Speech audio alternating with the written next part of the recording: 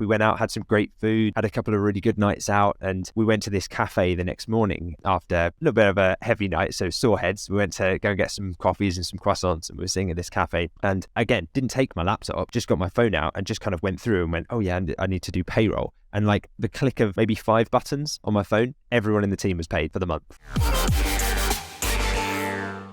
When you're running an e-commerce store like this, you don't need to serve customers in person, but actually as the business owner, something that I think a lot of early stage e-com entrepreneurs fall into the trap of is thinking that they have to be the one who does serve the customer at all. Because the reality is the customer, as long as the customer is getting a great experience and is getting the help they need, having any product questions answered or order questions answered, they don't mind that it's not the business owner. In fact, you wouldn't expect it to be the business owner that's behind the screen answering your questions. Like, for example, if you went on live chat with Argos or Homebase, you're not expecting the CEO of Argos or Homebase to be behind the screen answering your chat, are you? So it's kind of like, once people realize that, they're like, oh yeah, of course I could, like anyone is replaceable. Like even you as the business owner are replaceable. So the sooner you can come to terms with that, the sooner you can relinquish control, the sooner you will enjoy the lifestyle aspect of running a business like this. And I remember I was in a co-working space in Chiang Mai back in Thailand. And one morning I woke up and took the laptop on the electric scooter, went to the co-working space and set up there, had my coffee, I had one of those stands where it puts your laptop up, so that you don't kind of arch your back right over. So I'm sitting there, I've got my like virtual office set up and we're all ready to go. And I'm just working my way through orders and fulfilling orders and going through customer service emails and, loads of admin stuff. And I think I just kind of thought, hang on a second, like most of this is repeatable. Most of these questions I could just answer once and provide a template to somebody. So I had the VA there at the time who was doing some basic stuff. But I just said to them, look, could you look at all the sent items that I've sent in the inbox and just kind of use your best judgment and just get back to people in the same style that I have been. You can look back over hundreds of emails I've sent. And if you have any questions, feel free to just drop me a message. But later that afternoon, my wife and I were hiking up a mountain in Chiang Mai called Doi Suthep. So it's a really cool like trail you can take. It was called the Monks Trail, and the monks will kind of hike up the mountain up to this temple at the top, which is amazing. And I just thought, I'm going to go and enjoy doing that and be fully present while doing that with my wife and really, enjoy the time being in this incredible location. And we did, and it was amazing. And that evening I had a little bit of nerves because I was like, oh, hopefully they've done okay and they haven't like ruined my business and wrecked our reputation. And I came back and checked the outgoing messages, the sent items, and yeah, they were all perfect. I was like, oh, I would have written that. I would have written that. Yeah, that's exactly how I would have said it. And in certain occasions, I would look at the message and be like, I wouldn't have even thought to write it like that, but that's such a good way of resolving the issue. And they'd even liaised like with the suppliers and found out answers that we needed for questions of products. And I looked at it and just realized my inbox was at 0. Whenever you see inbox at 0, you're like, there's such a feeling of calm, just like, we're on top of it. We've got it.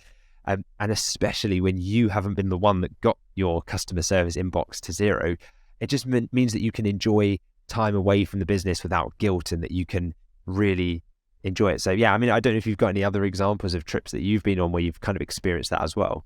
Yeah, I have. And that's like the true laptop lifestyle that we're talking about. And it took me a little while to get to that stage. As I mentioned, I first left my job and I suddenly had all this time. And so I carried on working on the customer service for a little bit of time.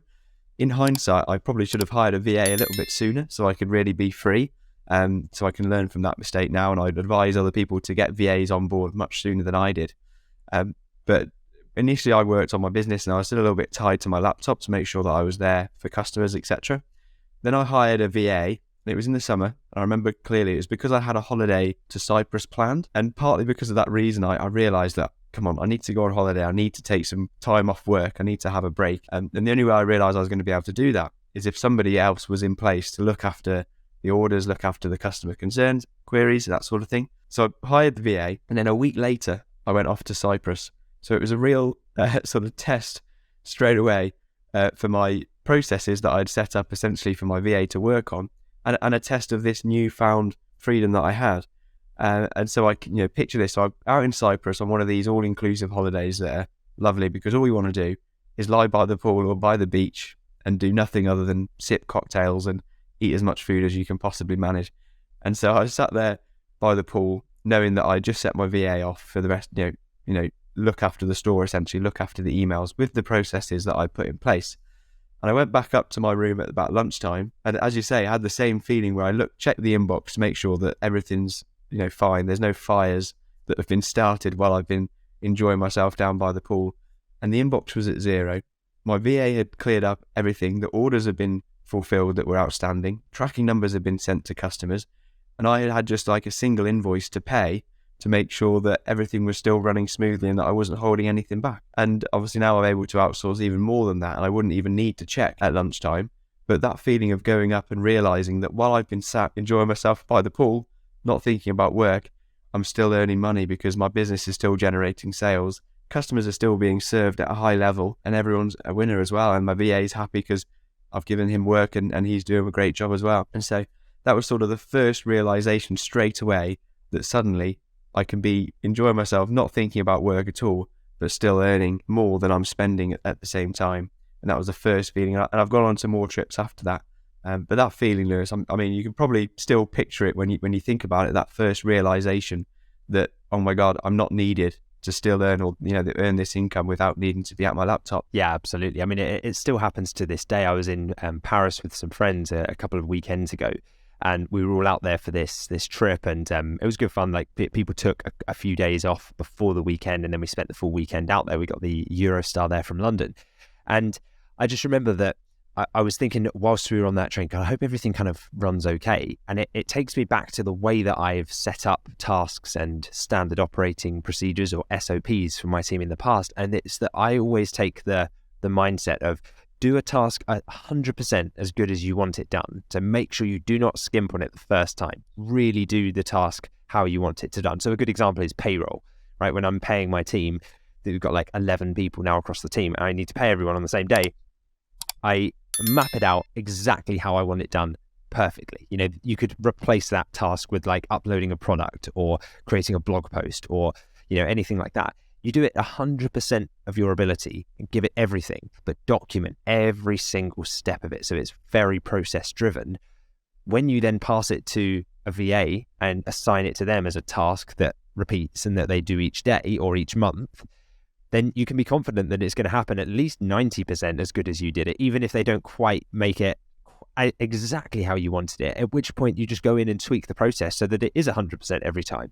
And that way, that one time that you did it properly really counts in the future. And so when I was there, I was in Paris, I was with my friends, and one of my friends who's also a business owner and entrepreneur, so he was there, didn't need to book any time off work. But the other guys that were there had all had to take like annual leave off work. And so, some of them were like checking their phones and emails and stuff. And I was just kind of sitting back and just enjoying the trip. We went out, had some great food, had a couple of really good nights out, and we went to this cafe the next morning after a little bit of a heavy night, so sore heads. We went to go and get some coffees and some croissants, and we were sitting at this cafe. And again, didn't take my laptop, just got my phone out and just kind of went through and went, oh yeah, I need to do payroll. And like the click of maybe 5 buttons on my phone, everyone in the team was paid for the month, and it was done because I'd put a system in place that only required me to do a very tiny part of it manually myself, and the rest of it happened. And it was the same on that trip. I, paid everyone and came back probably having made more money in the sales that we had across all of our businesses than we left with. And you just think,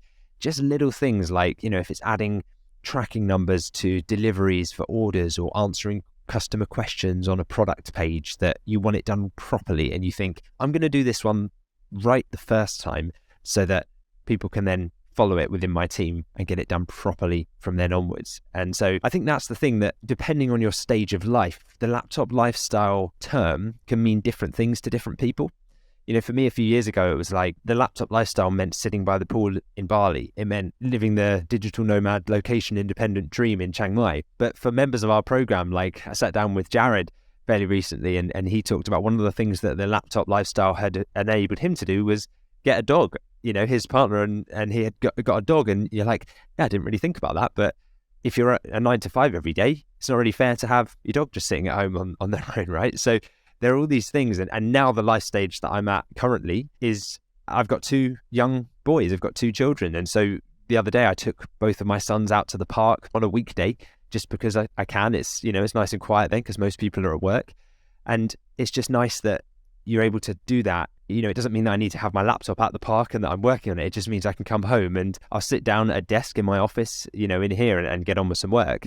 But it's not, I don't need to do it at any particular time. I control when I work on it. And I think it's that level of freedom that's even more important for me now.